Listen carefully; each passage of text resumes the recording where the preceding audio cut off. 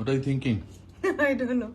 Just trying to concentrate on the camera and see that he gets my focus. After how long are you doing this photo shoot? Oh, photo shoot I do at home, but I do it with my hair that I've bought, which I think is my hair. So what happened? Tell me the story of I called you up for this role in the film Signature. It's uncanny. You called me at a time when I'm just getting my infusion and the nurses are standing on me, and I know you're in the USA.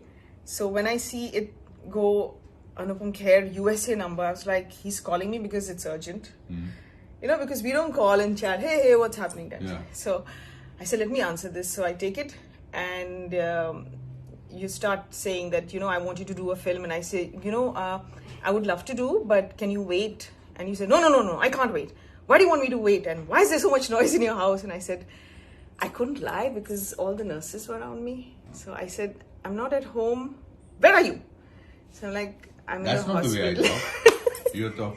Huh? I was nice to you. So, no, surprisingly, ever since I lost my hair, I was getting a lot of calls for, you know, like web series and this and that. And I was like, God, why am I getting calls now when I don't even have hair? So So I didn't tell them. Okay, so you. But with you, I just can't like not tell you that I don't want to do your film. So I said, okay. And you started rattling off the roll and he's like, this is, and you like this and you like this and then you have to pay this. And I was like, okay. Are you going to do it? And I was like, yeah, but are you going to do it? So I was like, okay, but I need to talk to you. So then I spoke to you in the night and I told you that, is it okay if I come to the sets with a wig? And you said, why would you come with a wig? And I said that I've lost my hair, I've just gone through treatment.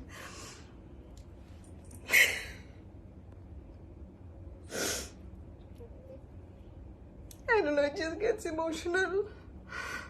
That's okay. I think you're the most courageous person. I just want to thank you for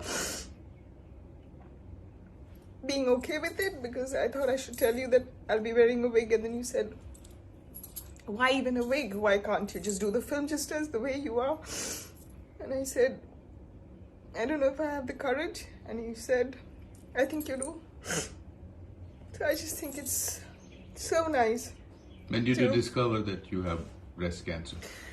No, my breast cancer, I didn't have any symptoms. I do like a yearly test for myself where I do my sonography and blood tests. You know, the yearly checkups, it was an annual checkup where my person who was doing my sonography said, I think you should go and get this checked with Dr. Mandar, who's an oncologist. And I know about him. So the minute I heard that, luckily I had a friend with me. I never take anyone with me when I do all these yearly checkups. And so I went and met Dr. Mandar, and he said, we'll do a biopsy, but it doesn't look anything. These are cells which are pre-cancer cells. It's called DCIS. And sometimes they become cancer, sometimes they don't become cancer. So it's up to you. Do you want to remove them? And I said, no. I'm like, take it out. So we did a biopsy and it didn't come cancer. It was negative. But I still wanted to take it out.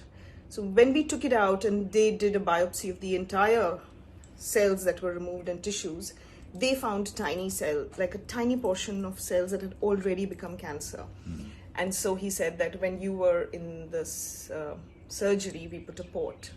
So I still have the port here, you know, this raised bit, and then you have these veins which are going in.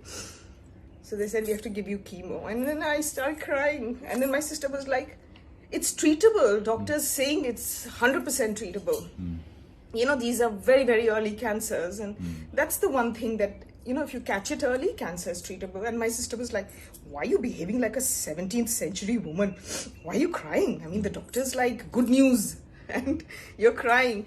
Well, I think we're just so terrified of the word cancer, which is why I didn't share it with my parents, because they're so vulnerable. They're like, I live with them and they're like, especially my mother's like, she's very vulnerable. Last 2 years, she's been with nurses. So I said, I just went and told her, Mommy, I have a lump in my breast. So I had it removed. That's why I didn't see you for 10 days. And her blood pressure just went up and down. And she she was passing out, and then by the evening we had to take her to the hospital. So, what do you feel now? You've shot for 2 days for the film. I feel so good. Yeah. Yeah. So what do you want to tell women who discover suddenly, because I think I learned from the women. I learned from a lot of women who were coming to chemo and they were like, oh, I'm going to work straight from here. And I was like, really? Why do you have to work? Doesn't your company give you an off during time? They said, no, they gave us off. It's completely paid for and all. But I don't like to sit at home. I like to work when I'm doing this. It just makes me feel normal. And I was like not the very brave one. I was like, everyone in my family was brave, like my friends and my sister and my brother. And I was like all the time weeping and crying till I met a little boy. I heard his voice and he gave me strength. And I just looked at him, and during my half chemo, I went just to make conversation with him. And I said, "Arey, aapki dawai bas itni hai, meri to itni sari hai. Isi se to theek hote hain." He said that. He was also getting treated for... इसी से तो ठीक होते हैं. तो I said, हाँ, लेकिन फिर ना मैं like बहुत दिन तक ऐसे ही लेटी रहती हूँ, मेरे को बहुत तकलीफ होती है. तो he says, मैं 5 दिन लेटता हूँ बस. उसके बाद तो मैं खेलता हूँ. उसके बाद तो like I'm fine, I'm back to myself. So I was like, wow. So Salam, what I want to tell you is that you are my hero. So she is my hero, and she's fantastic. She's the best thing. He actually said, beautiful. When I said, I don't know if I'll suit, being on the sets like this, he says, we don't have real life heroes, and that's what we're looking for. And you are one of them. So thank you. He's been so supportive. Oh my God. Thank you so much. So much. All those people who are listening to this Mahima Chaudhary, she is the best thing. And she's superb. You need more people like this, because no matter how many people you have holding your hand, it's not enough during times like this. So, yeah, I am so grateful to him. So all of you people now have to pray. She's fine, by the way. Yeah, I'm fine. I'm totally recovered. Yes.